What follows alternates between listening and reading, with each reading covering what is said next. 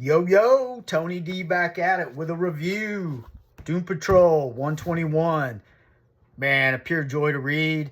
Another shout out to Hellfire Comics. This issue is, man, it's such in great shape. I read it last night. Man, I had a good time with this one. To give you, to do a justice to this issue, and there's some other things about this issue that are unique that I didn't know about. I did some research, and this was really born out of an anthology book called My Greatest Adventures. And issues 1 through 79, they're really ordinary people doing things. Some of the titles I wrote them down was like, I was exiled to outer space. It's just an ordinary dude doing space stuff. My buddy became a caveman. The issue right before Doom Patrol started on issue 80 was Countdown to Dinosaur Valley. You get it, man. Stuff like that. In the 50s, it was, I think, 1955 when that anthology kicked off. And, you had a lot of alien stuff, military stories, things of that nature. So the editor, Murray Boltinoff, he went to Arnold Drake, the writer of Doom Patrol, and he was like, hey, this My Greatest Adventures is getting ready to be canceled. We're not selling enough. What can you do to make this more superhero-y? Because, it's 1963. Amazing Spider-Man's out. Fantastic Four has been out since 1961. So, man, superheroes are the thing. They got to go that way. So, Arnold Drake, with another writer, Bob Haney. Bob Haney was credited more with the Negative Man creation. And I would have loved to heard that pitch. Like, hey, I got a guy, he's wrapped up in bandages, he's radioactive, and a black thing comes out of him, a humanoid, and he can do things, but while he's doing that, he can't do anything. He's vulnerable. So it's the sciencey weird stuff is pretty cool, but when you really think about it, look at it, the weirdness of My Greatest Adventures is really like one of the parents of Doom Patrol, because if you really look at it, all that weird stuff, molded, you're taking that as a container and molding it into a superhero thing. So it kind of, that influence is really how you have this Doom Patrol set up, which I think is very interesting from a historical part.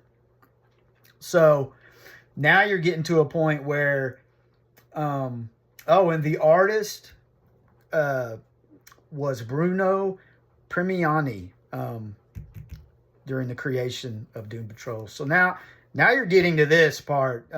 Sales are bad, and they're gonna, kill the book.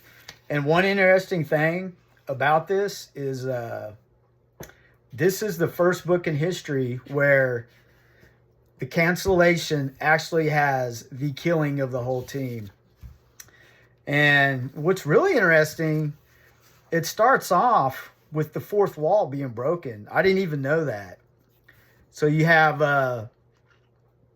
Murray Boltinoff right here, the editor, and the writer. I believe it's the writer, or no, it's the artist. So the artist is right here, and the editor are making a plea to us, the fans, to save the book, which is weird to me because this is published, it's out, they're dead, you know what I mean?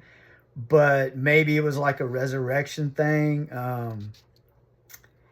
They're calling us the Marines, which I thought was kind of funny, but it you get into a little bit. They're showing you the heroes, what they're doing, what they're up to, and there's they're breaking the fourth wall, and they're like, and now you're going to kill them? That's terrible. And he's like, I told you, it's up to the readers. So they're putting it on us, man. Which is kind of funny, man. Like, it's our fault. Well, actually it is. No one's buying the book, so it is your fault. You got Madam Rogue here. She's doing her bad stuff. She actually goes after the Brotherhood of Evil. They must have screwed her over in some form or fashion, but she gets them. The Brain kind of talks about it, gives you a rundown on that, and So the chief, he gets wind of this, and man, I guess they had a thing going here, man. And Robot Man is like, whatever, dude. But yeah, I think this is the first drive-by shooting in a comic as well. Rat-a-tat-tat. So they survived that, and Robot Man picks up the casings. You know, there may be evidence or whatever, and actually one of them is a bomb. So the violence is ramping up. I like how they start off slowly, and then the violence gets more and more. Rita Star, she finds out that the guys are in trouble, and she pretty much tells her dude, man, like, I'm out of here, and he gets mad about it, but she calls him Mr. Gotbucks. You know, I love the language in these. This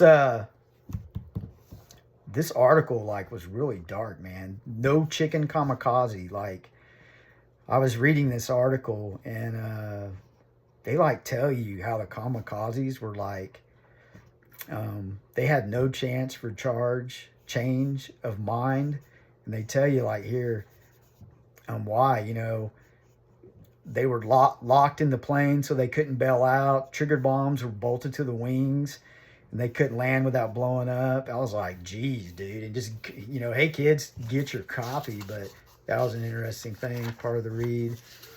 But the violence ramps up. You know, she bombs their headquarters, which is fireproof. So the chief fires back. Negative Man gets in the action, and, like, so they totally lay waste to this neighborhood. And this dude shows up, pretty much telling them, like, hey, you're a menace to the people and all this. And Robot Man, he's gonna kick his butt, man. Get him out of there. Rita stops in. A lot of arguing, stuff like that. But they do, man. They take off. Everyone, man, they're like giving them hell for it. Fly away, chickens. Bye-bye, crybabies. So long, scared patrol. But the chief was like, hey, I've got a secret base. We're going to go to that where we can mount a defense and maybe get an offense. So that's kind of where they're at right here. And then General Zoll shows up in a submarine. So this place where they think they're safe, he launches out these... I don't know, man, evil Navy SEALs, whatever. But Madam Rogue, man, she is evil. So as they're going into their new digs, you know, they're being infiltrated, and they blow up the plane.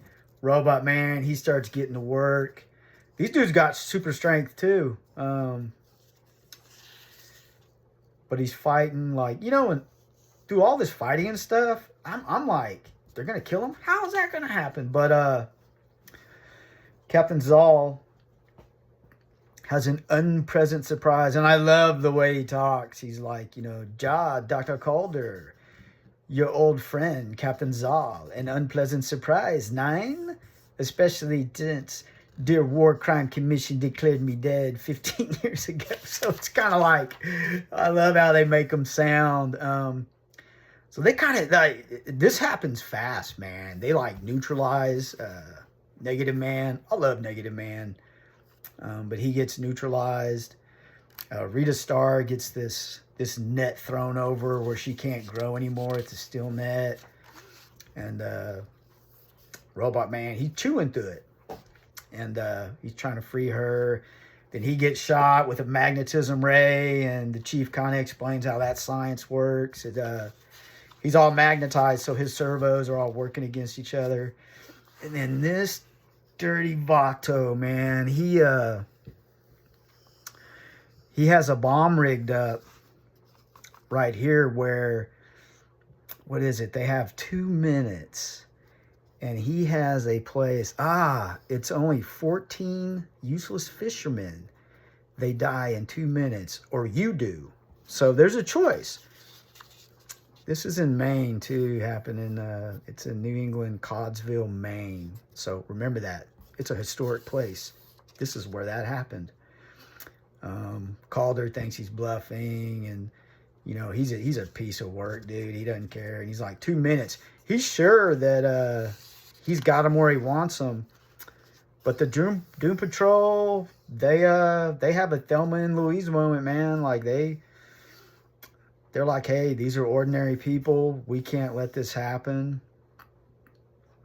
You know, they were taught all men are brothers. You know, it's all the hero stuff, and they say, hey, we'll die if to keep those 14 people alive. And it's really making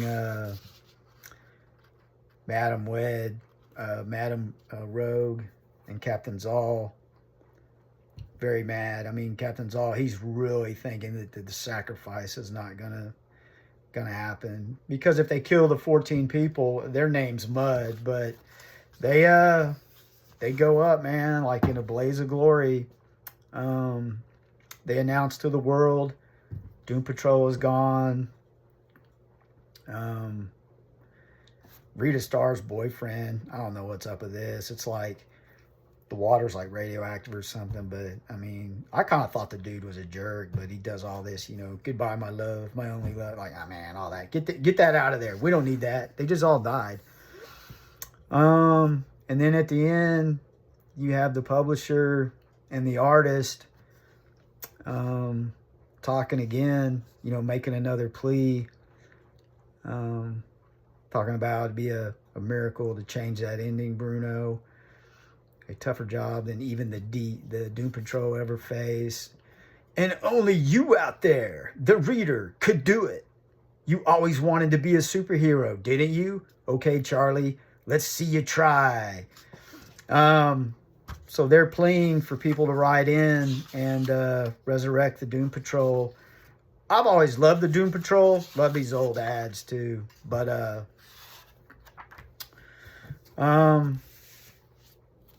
this was the first time in history that the cancellation of a book kills off the whole team. So if you have a copy of it, you know, that's a piece of history to know.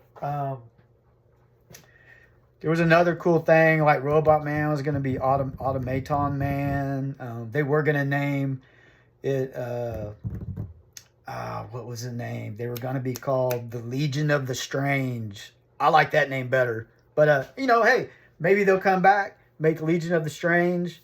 But this was a joy to read. The research was a joy. You know, if you're from that era or you're new to this, I know Gotham and Glam loves that Silver Age. Hit me in the comments, man. I love Doom Patrol. And just to find out kind of they were born out of the, you know, My Greatest Adventures. I'm going to try to get more issues of that, man. If you have any lines on those issues, let your boy know. I love it. And you know how it is. Get it and hit it.